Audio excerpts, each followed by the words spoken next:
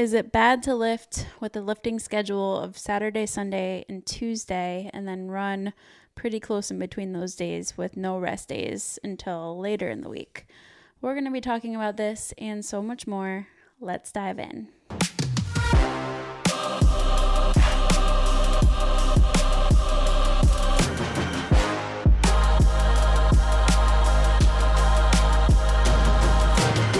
Welcome back to the Here to Evolve podcast. I'm Josh. And I'm Alessandra. And we are here to be your guides in the world of health and fitness. With so much misinformation, we are here to filter through the nonsense to give you clear, actionable steps you can apply in your life to achieve your goals. There is no such thing as one size fits all, so our protocols are adaptable to fit your lifestyle. Let's dive in. So this question came through in our Facebook group yesterday. I'm including it in this week's Q&A because I think it's important to talk about. So basically, this client was saying that she is in a very, very busy season of life. Very, very busy. And she's only able to lift on Saturday, Sunday, and Tuesday following our MOVE program. And then she runs 3 times a week in the early morning, Monday, Wednesday, Friday. So is this lifting schedule wrong for improving strength because she's lacking rest days between those days, essentially? What am I going to say? What is optimal? Whatever fits your life. Whatever fits your life. So no, this is fine. If this is what you can do and this is what you can be consistent with, hitting 3 days per week, that is going to be superior than not doing 3 days per week. So I think it stems from a lot of people think that the most optimal way to strength train is to have at minimum 24 to 48 hours between the same muscle groups.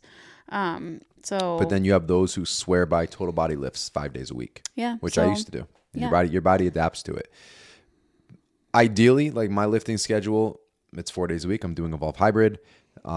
It's 2 days on of lifting, 1 day off, 2 days on, 2 days off. So Monday, Tuesday, take Wednesday off, Thursday, Friday, take the weekend off, hang out, do whatever. That only happens 50% of the time. The other 50% of the time, it is 4 days in a row. It's 3 and then a couple days off and then 1, just because of what's going on. The most important component, cumulatively, is that over a 7-day period, you are finishing, if it's a 3-day program, a 4-day program, a 5-day program, you are finishing those days consistently week over week. Mm-hmm. That's the most important thing. And then she said, what are some tips to help improve recovery between sessions? That's going to be making sure you're fueling with enough calories and protein specifically, making sure sleep is optimal.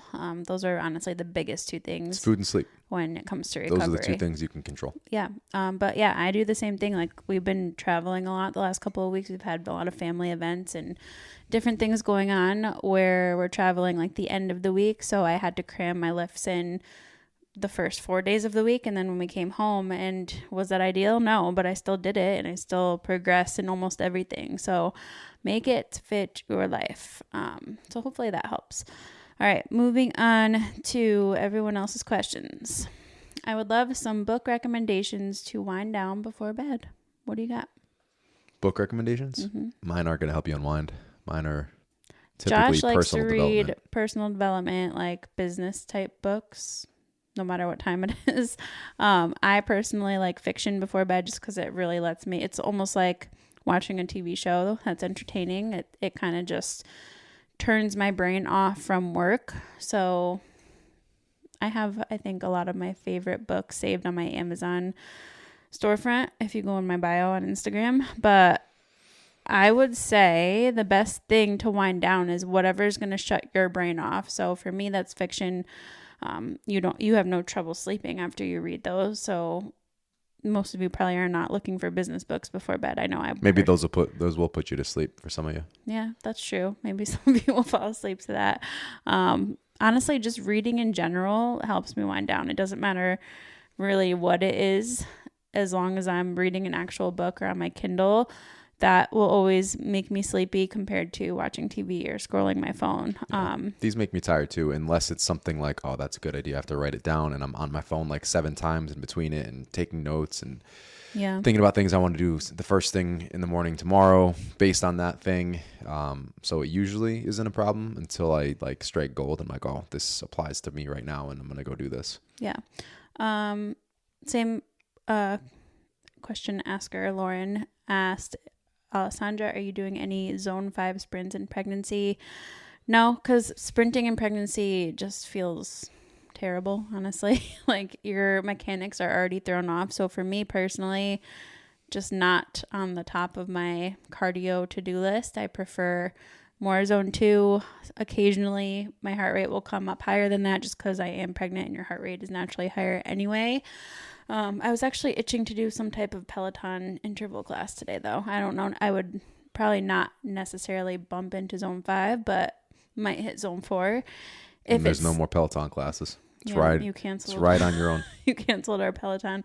But with that said, if you have consistently done sprints and been in that zone 5 range regularly pre-pregnancy, there's no reason why you can't continue while you're pregnant as long as it feels good. And I don't know, for me personally, like it just isn't worth the trade-off with recovery. Like I take much longer to recover from sprints, so I just save it for not pregnant times in my life. I already feel slow enough anyway. All right, anytime I lift dumbbells over 30 pounds, I injure my radius. I'm not sure what's happening, but it makes it impossible to complete the movement. My chiropractor confirmed it was my radius and he pops it back into place, but this is happening weekly. What can I do to prevent this? Is there a glove or wrist support / wrap that would help? What do you got? That's kind of out of our scope a little bit. I mean, he's probably got some ideas as far as like strengthening movements to keep it. It sounds like it's dislocating. Yeah, that's it. That's what she described pretty much. Get some stabilizing movements from your PT. See if he has any. She said chiropractor, so I would see a PT. See a PT who is familiar with and a supporter of lifting and strength training, because not all of them are. That's kind of out of our scope of practice, I would say. But I will also direct you to our coach, Robin, who's an athletic trainer. She might have some more insight. She's not here with us today, but you can go DM her on Instagram. She's not dead. She's just literally not here. RKFit_ATC. So, I mean, reach out to Robin. If you can get a single, PT appointment, that they can set you up with some movements. In the meantime, was it presses she referred to? She didn't say what it was. And I think it's anything that she does lifting a dumbbell that weighs more than 30 pounds. So I had a similar issue after a fight in college, very drunk fight, and it was a punch with a turned wrist, where it ended up being, I saw a PT and he literally just snapped it back into place and it stayed in place. But while I was managing for those, it was like 6 months because it was dislocated and everything hurt. I wrapped my wrist, or I used, the actual, not the wrist wrap, but the straps. I don't know why I couldn't think of the word straps. Lifting straps to take pressure off, so it's not, especially like to over exaggerate. If you're doing like a barbell wrist curl and like it's in a really full range of motion and like an uncomfortable position for that type of thing, taking the pressure off of that area. So just utilizing wrist wraps, utilizing lifting straps for the time being, but actually focus, like go see somebody to heal the area and strengthen the area so it stops popping out. Yeah, and anything, like if you need more than 30 pounds, you're probably not using 30 pounds for, I mean, maybe you are for some overhead presses and stuff, but for like leg day, opt to do a barbell loaded movement versus holding dumbbells, if that makes sense. All right. Any recommendations on a clean / healthy hot chocolate mix with the colder temps, or even ways to make your own but healthier? Ironically, I've been having this every single night. It's like my pre-bedtime snack. The chocolate flavors of Element, so the electrolytes that we use, there is, I think, a link to purchase through us in the show notes. For those of you listening on Apple, I realized this week that every time it's like click here, or it wasn't clickable. It's not clickable on Apple. It's clickable on every other. It's clickable on a website. It's clickable on Spotify.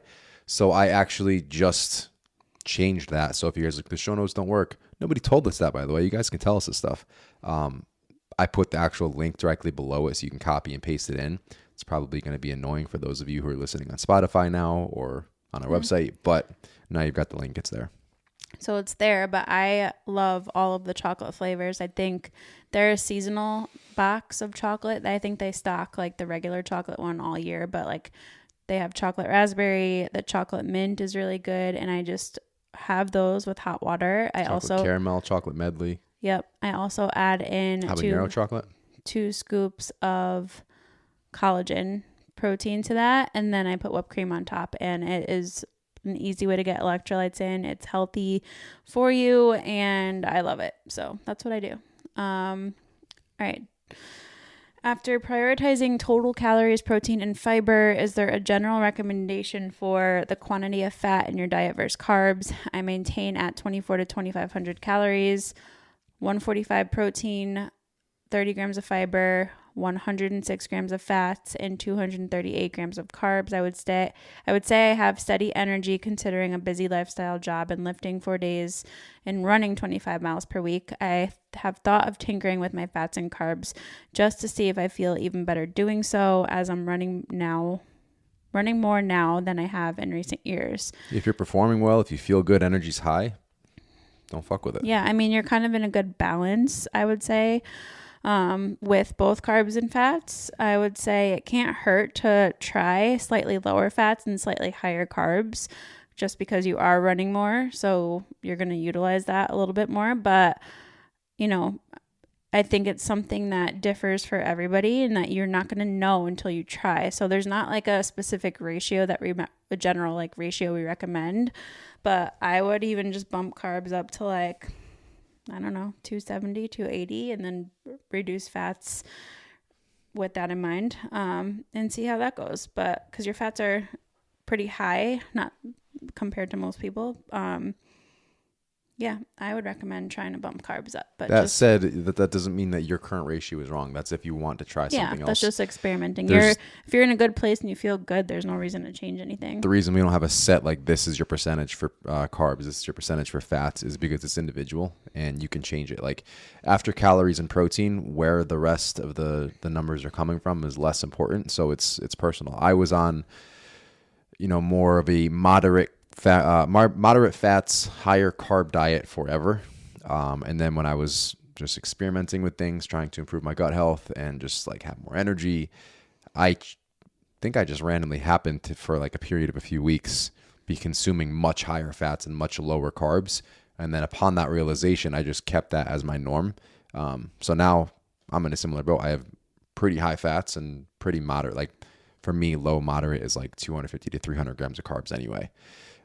But really, really high fats, keeping protein up high. But that was the opposite of what I did for years. Just happened to do it by accident and felt really good, and I've kept it. All right. Recommendations on postpartum hair loss. Honestly, it's kind of one of those things that doesn't really have a ton of backing / research behind. There's obviously all of those vitamins out there like Nutrafol, postpartum, and the Divi hair serums and all that stuff. Personal experience, I didn't really have any with Kai. Like my first pregnancy, didn't lose my hair. Like my hairdresser even would comment like, your hair is so thick still, like from pregnancy, and it stayed postpartum. And then with Cora, I had it. So I don't know if it was a boy-girl thing. I ate a balanced diet, high in protein, high in fiber, whole foods both times. So I think nutrition does play a small role. So definitely make sure nutrition, protein, total calories, you're fueling yourself enough. But unfortunately, there's no like clear do this and you won't have it. I think it kind of happens to most people to an extent, but the good news is it does come back, and yeah, that's the good news. All right, just a fun one. If you and your family had to up and move anywhere in the world besides the northeastern U.S., where would you go and why? Italy or Greece. You say this as somebody who's never been there, though. And? I don't know. I guess that's fine.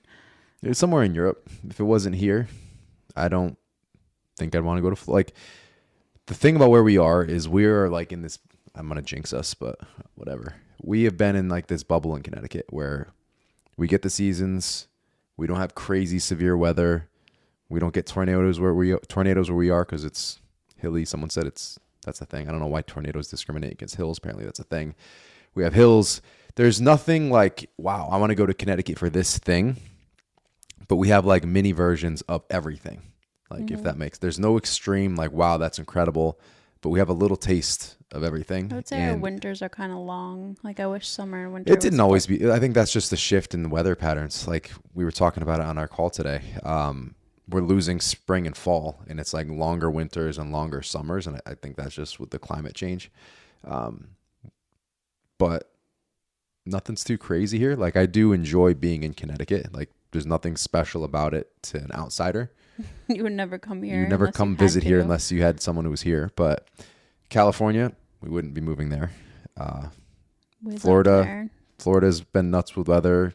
Texas is nuts with weather. I would say maybe some like Montana, but even that winter is a long winter. But even that, like, would that get old unless we were running a farm out there? Like, would it get old being in the middle of nowhere? I would want a farm. I would want land and to not talk to anybody.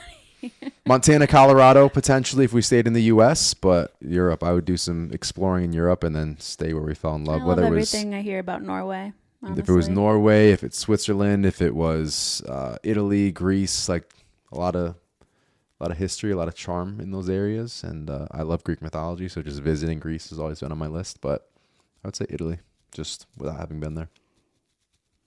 But like northern Italy, where the mountains are. I don't know. I haven't been there. All right, next question. That was a fun one. What do you do to encourage a very close friend to start doing something for herself? She always puts everyone and everything ahead of taking care of herself. She's overweight, but instead of recognizing that, she cracks jokes about it and makes fun of herself. I'm sure that this is her way of coping with it, but it makes me sad that she doesn't feel like she can put herself first to try and improve her health. I want to approach this very carefully so I don't offend her. She's a beautiful person both inside and out, but I want her to shine. That was very sweet, Renee. It's tricky because, you know, I think when you're right, when someone is joking about it like that, it definitely is probably a deep wound that they battle with internally by themselves. So I think, you know, in this instance, you are a very close friend to her. You can have an honest conversation with her and just say, listen, like, you do so much for others.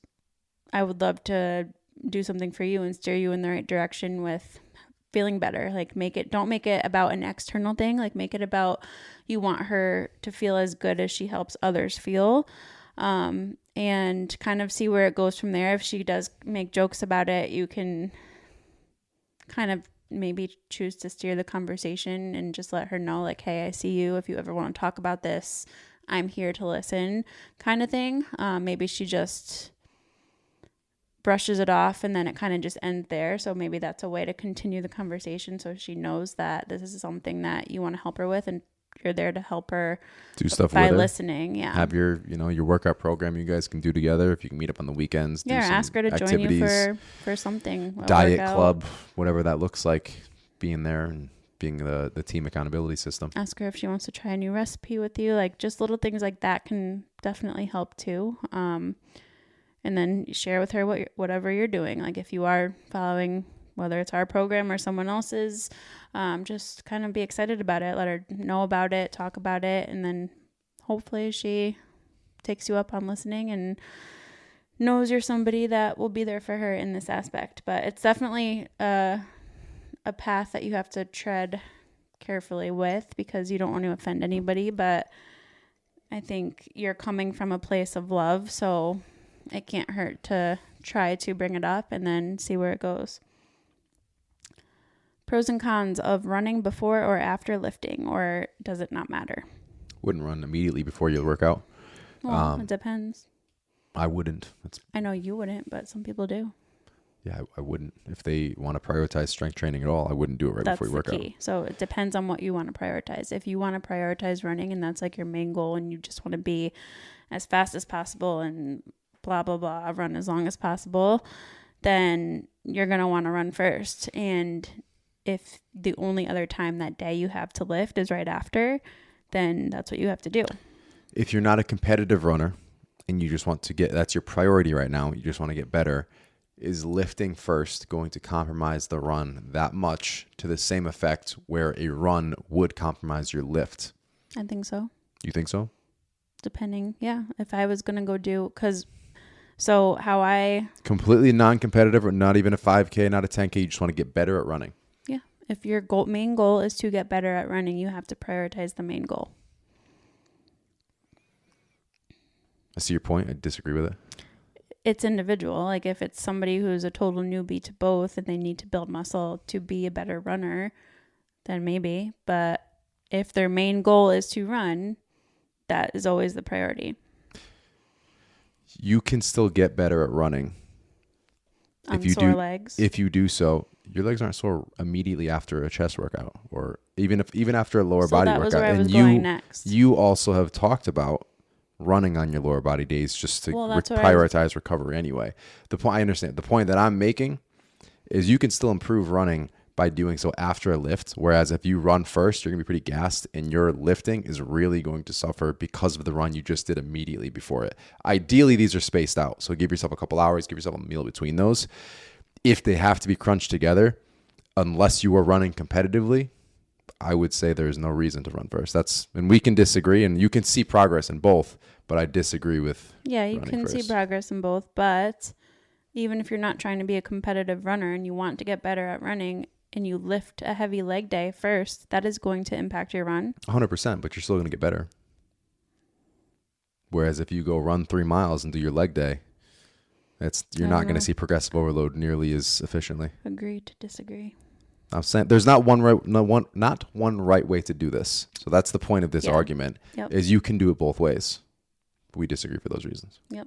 But if your goal is to get stronger and improve muscle mass and body composition and strength, which I would say is the majority of our clientele, then I would do that first for sure.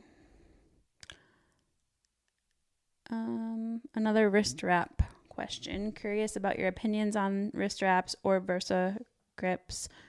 Kind of the same thing for home workouts, specifically with RDLs when aiming to incorporate heavier weights. Any exercise? Let me finish the question. You paused for 2 seconds. I had to breathe. I'm pregnant. For longer set ranges, example 10 to 12. Thank you in advance. Always appreciate you guys. Any exercise your grip is compromising the movement, use lifting straps, Versa grips, whatever you want to use, so that you can complete the movement, full range of motion, nothing compromised, and then go work on your grip strength elsewhere. But if you're constantly failing at grip strength when you're doing high rep RDLs, heavy RDLs, whatever it is, you're not improving that exercise as efficiently as you could be, not because you're too weak via that muscle group, but because your grip is failing you. Yeah, you don't want to use them as a crutch all the time, but in this example, then yeah, definitely do it. Another thing you can do is do your first set maybe without them, or do as much as you can without them, and then add them on for the second and third sets as an example. Whenever your grip starts to be the compromising factor, use them. I think, is that all the questions? I think that's all of them this week. Let me refresh just to see if any more came in, because we did just post this today. That is it. Short and sweet today, guys. Where can they find you? I'm at Alessandra Skutnik. I'm at Josh Skutnik. Everything else you need.